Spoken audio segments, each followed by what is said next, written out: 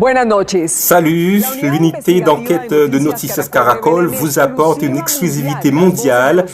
Les voix des mercenaires qui ont participé à l'assassinat du président d'Haïti, Jovenel Moïse. Les témoignages des retraités colombiens que vous allez entendre montrent des données jusqu'ici inconnues. Comment s'est déroulé l'assaut? Pourquoi l'évasion a échoué? Quels politiciens haïtiens sont liés dans cette affaire? Julio Alfredo, nous avons 15 heures d'audio avec les aveux des mercenaires. 4 d'entre eux, les principaux protagonistes du complot, racontent leur version de ce qui s'est passé. Il s'agit du capitaine à la retraite Germán Garcia, leader du groupe et lien principal avec la compagnie qui a organisé le plan de concert avec des Haïtiens qui ont participé au coup d'État. Le sous-lieutenant retraité Carmona Flores et le sergent à la retraite Angel Yacesira qui faisaient partie du groupe et qui ont pénétré violemment à la résidence du président. Enfin, le soldat retraité Naicer Franco Cacera, l'un des hommes du groupe d'élite dans l'opération qui a pu pénétrer dans la pièce où le président a été assassiné. Avec des images inédites jusqu'ici de ce qui s'est passé dans la nuit du 7 juillet et les jours suivants, et avec l'aide de notre département graphique à Noticias Caracol, nous avons reconstruit le film des événements minute par minute. Quelques jours avant l'opération du 7 juillet, Joseph Badio, un fonctionnaire du ministère de la Justice d'Haïti, a donné un ordre au capitaine Germán Rivera qui a marqué un point de rupture dans cette histoire haïtienne. Il a dit qu'il devait tous les tuer, les policiers, la sécurité du président, tous ceux qui sont à l'intérieur de la maison, qu'il fallait les tuer. Rivera, chef du groupe des mercenaires, qu'ils appellent Mike, a donné l'instruction qui a également changé le sort des 22 anciens soldats colombiens. Mike a dit qu'il fallait entrer et tous les tuer. Il fallait tous les tuer, les policiers, ou plutôt s'il y avait même un animal de compagnie, il fallait aussi tuer l'animal, car il ne pouvait pas y avoir de témoins. Ils nous ont vendu l'idée au début de celle du mandat d'arrêt. Ils nous ont dit que c'était un mandat d'arrêt, oui, mais Mike nous a dit que c'était nécessaire de liquider le président par la suite. En possession des anciens militaires, ce mandat d'arrêt illégal a été retrouvé avec lequel ils ont tenté de lui donner le coup d'État afin de justifier l'opération. Le jour de l'attaque, le groupe de mercenaires a été rassemblé à la maison de Jacques Rodolphe, alias Dodov, un mafieux de Port-au-Prince accusé de participer au complot, et c'est lui qui aurait permis d'obtenir les armes. Au total, je pense qu'il y avait 16 armes, pas plus, entre 15 et 16. En effet, nous n'étions pas tous armés. Non. Les Colombiens étaient divisés en 4 équipes de 5 membres. Le sergent Duvernay Capador pour superviser l'opération à l'intérieur de la maison du président en communication constante avec Germán Rivera qui lui attendait à l'entrée de la maison vers 1h du matin. Le groupe est parti dans 6 voitures pour exécuter l'opération. Ils étaient accompagnés de l'haïtien Joseph Badio et de James Solage et de 4 policiers haïtiens. Le premier véhicule allait avec les 3 policiers et 2 des 20 hommes d'ici arrivaient à un point où se trouve la police et ils s'arrêtent puis neutralisaient les policiers qui étaient là. Les premiers coups de feu se font entendre alors que nous sommes avec la police au 2e poste de sécurité. Comme ils ont commencé à tirer hors de la maison, nous sommes éloignés et positionnés dans les véhicules comme prévu à environ 80 mètres et une rue très étroite et droite.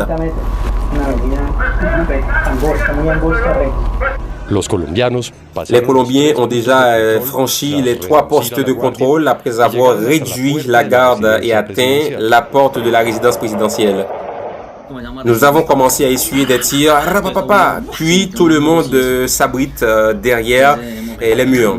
À ce moment, j'ai bien sûr cherché une couverture de protection. Non, il y avait des tirs pour croiser parce que nous avons tiré nous aussi car évidemment nous n'allions pas nous faire tuer. Au milieu de la fusillade, les Colombiens ont découvert que le portail principal de la maison était ouvert. Il y avait une petite porte et puis par là, nous avons commencé à essayer de trouver une brèche. Et bien sûr, je cherchais une couverture.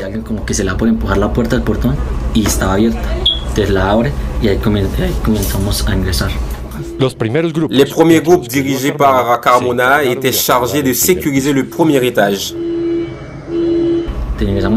Nous sommes entrés dans la maison et au premier étage, nous avons tourné à gauche.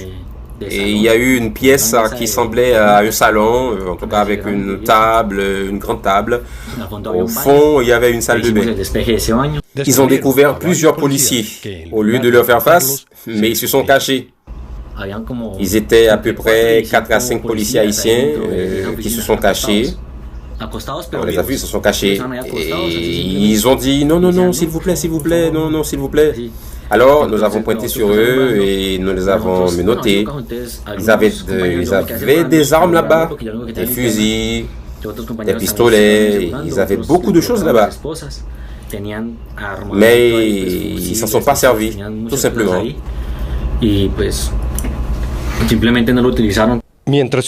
Alors que ses camarades sécurisaient au premier étage, le groupe Delta avait pour mission d'avancer au deuxième étage et de chercher le président Moïse. Ce groupe Delta était composé de meilleurs soldats qui en Colombie faisaient partie du commandement spécial de l'armée contre les barons de la drogue. Ce qui est arrivé, c'est que cette équipe appartient à la société Delta, du bloc de recherche en Colombie. Alors, ils ont été les plus expérimentés. Au deuxième étage, ils ont trouvé 2 chambres. Franco et les soldats de Palacios sont allés à celle de droite, qui avait la porte ouverte et il n'y avait personne. Quand nous sommes entrés dans cette pièce, on a vu une salle de bain, un lit, mais il n'y avait personne. On voulait juste vérifier car la porte était ouverte. Yepes, Pineda, Romero, Capador sont entrés dans la pièce de gauche, dont la porte était fermée.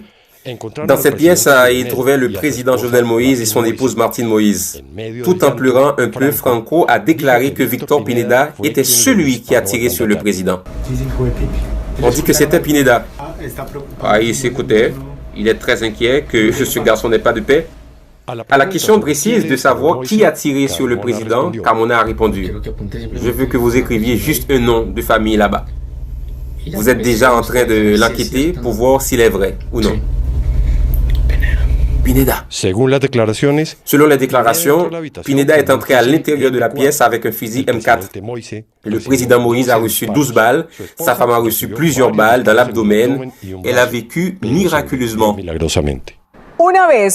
Une fois le crime commis, les mercenaires ont activé le plan d'évasion. Dans les bandes audio obtenues exclusivement par Noticias Caracol, les anciens militaires colombiens révèlent comment ils ont volé plusieurs millions de dollars dans la maison du président. Les mercenaires ont également raconté la façon dont 3 des hommes ont été tués et qu'ils ont vécu pendant la tentative d'évasion 36 heures après les faits dans la maison où se sont barricadés avec une fusillade intense qui s'est terminée. L'assaut a duré environ 30 minutes. Après la mort de Moïse, les mercenaires se sont concentrés sur l'argent. Avant l'opération, ils avaient été informés que Moïse avait entre 18 et 45 millions de dollars dans sa résidence. Dans la chambre, ils ont trouvé 2 valises et 3 boîtes apparemment remplies de billets. À partir de là, tout s'est calmé et ils ont commencé à sortir des valises dans le hall. J'ai moi-même emmené les valises dans la voiture. L'argent qu'ils ont déclaré était pour l'entreprise qui avait employé les mercenaires et une autre partie serait le paiement des Colombiens. Ils ont également pris des documents du président et du système d'enregistrement des caméras de surveillance. Les valises ont été chargées dans le premier véhicule où James se trouvait. Les valises ont été chargées là-bas. Le système de caméra a été aussi chargé. Des enveloppes contenant des documents ont été chargées également. À ce moment-là, les Colombiens se trouvaient déjà seuls. Joseph Baggio et les policiers haïtiens qui étaient venus avec les Colombiens avaient tous disparu. Il était arrivé avec nous et au moment où cela s'est passé, il est parti avec les policiers.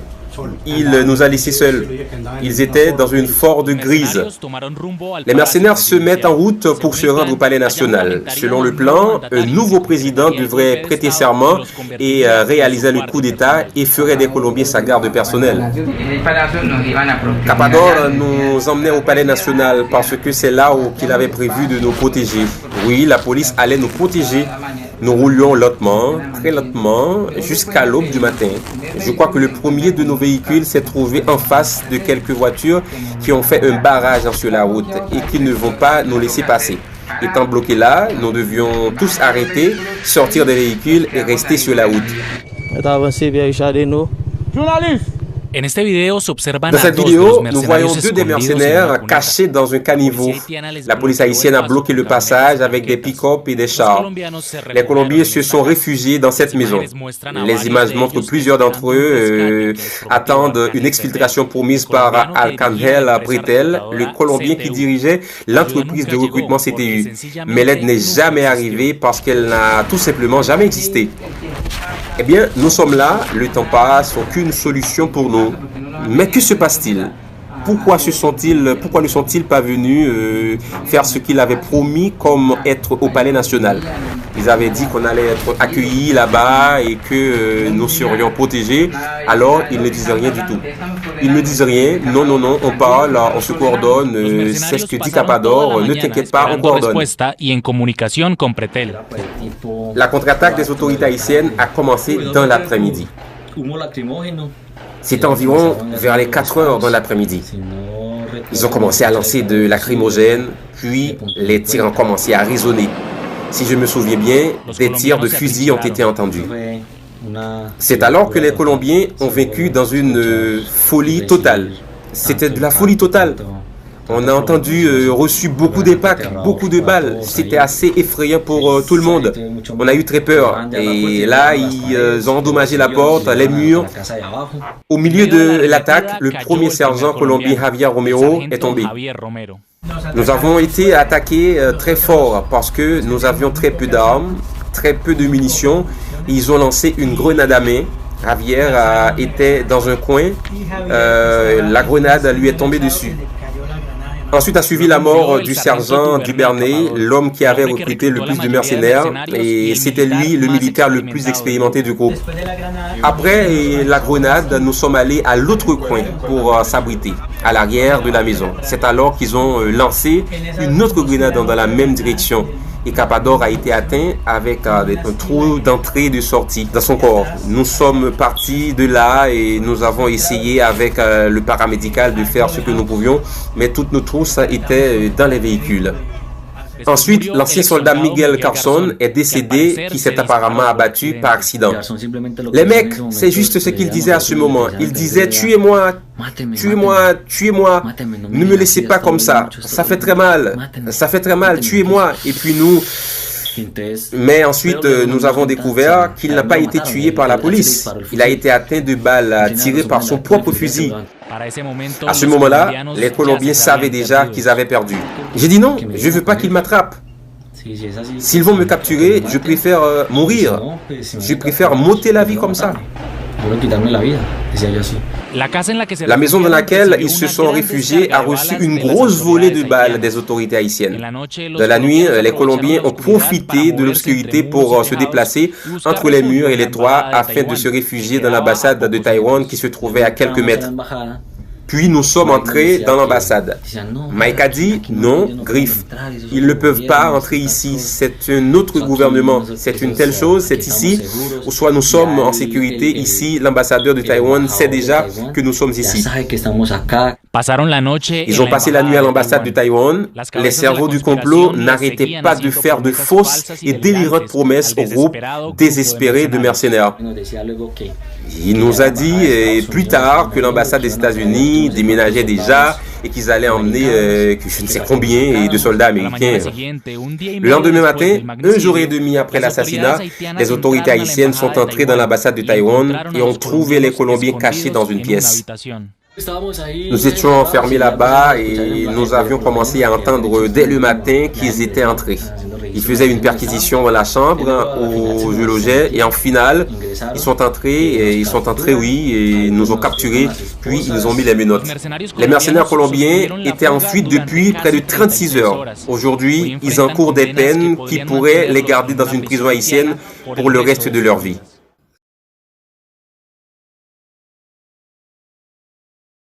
Madame, comment est madame? En forme, grâce à Dieu. Et c'est qui j'aurais les? Nadège. Nadège. Et nous avons un petit sac duré dans mon là, petit sac duré ça, c'est cadeau, faut cadeau, petit sac duré ça. $350 m'acheter dans mes bob, c'est dans l'argent pour y prêter pour me à l'intérêt. Et dans quel magasin m'acheter le même? Et pas dans magasin là qu'il y a le vendre parce que là qu'il y a des magasins là dans on acheter. Mais qui ça marqué sur duré là? Duré, m'pas songe ça marqué sur lui non? Roger, qui ça marqué sur duré là? M'pas songe. Vous dites $300 acheter, pas vrai? 350. 350? Oui. Ou bien vous pouvez vendre? Non. Mais si vous commencez à vendre la donne? Oui, m'ga vendre trois mamite là. Comment vous vendez goût mamite là? Mani $30. Et tipiti là? Tipiti là $6. $6. Donc c'est pas aussi l'homme qui a acheté la donne? Non, il y a plusieurs gens qui acheté là-dedans. L'autre mon côté yo yé. Il y en a combien dans tout? Il y en a marché à vendre? Oui, il y a plusieurs gens dans marché. Sous jeunesse ou après acheter encore? Oh, bon, je connais pas pour vendre, je ne vais pas acheter encore, mais ça m'a acheté, je suis obligé de finir de vendre pour me faire comme je acheter là, parce que comme là, il n'est pas pour moi lié. En tout cas, madame, c'est Sordia, donc nous confirmons Sordia, donc que vous achetez petit sac du à $350. Non, mais qu'est-ce que vous achetez encore? Non, mais Bob C. Bob C. Qui est-ce qui Bob C? Un journaliste, je vais faire 5 dans la radio Caraïbe. Donc, 5 et alors pour Wikinews, donc c'est madame Nakapali là qui achète petit sac du à $350, elle dit non, Bob C. il achète. Qui va Bob C? Qui était qu'à vous garder gendarme? En un magasin, on a acheté? Oui. Ah, mais ok madame, merci beaucoup, nous remercions. Donc merci pour faire parler ça avec Wikinews, d'accord? Merci beaucoup. Moi, je suis vendre, je ne suis pas pour elle sur marché. Tout le monde fin vendre, je toujours elle sur marché. Ok, d'accord madame. Après ça, je ne peux pas acheter encore. Qui j'aurais là encore dit madame? Nadège. Nadège, merci Nadège. D'accord. Et nous disons bonjour et pour fan de Wiki, donc du riz ça nous regardé là, c'est du riz voyez pour faire cadeau. Du riz a marqué Taiwan sous lui, coopération Taiwan, food for the poor, il marqué sous lui là, menu. OK? Pour Haïti, finalement yo pas fait mon cadeau du riz, yo vend machine du riz. Donc son du riz yo vend du riz ça $350, d'après ça machine yo rapporté nous. Yo vend du riz ça $350. C'est pas du riz voyé pour vendre, c'est du riz voyé pour faire cadeau. Il marqué coopération Taiwan Food for the Poor pour Haïti. C'est 50 kilos du riz ça y est. Maintenant c'est vendre machine yo petit sac du riz à $350. Les fans de Wiki, donc mais qui ont situation y est.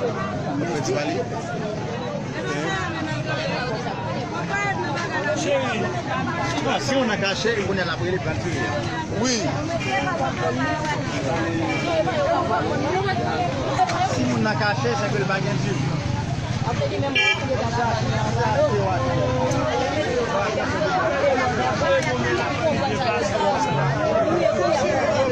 Il y avait chez Vous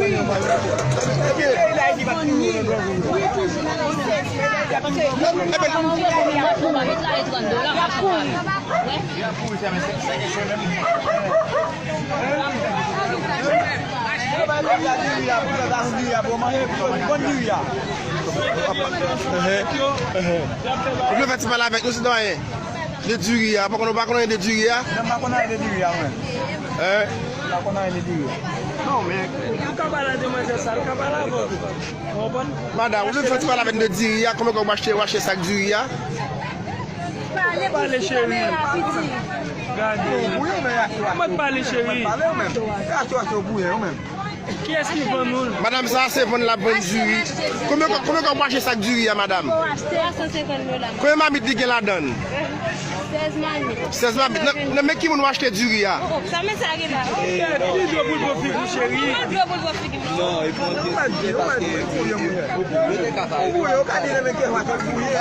C'est du riz, on a regardé là. Qui a vendu du riz? Par contre, non, mais c'est acheté mal acheté.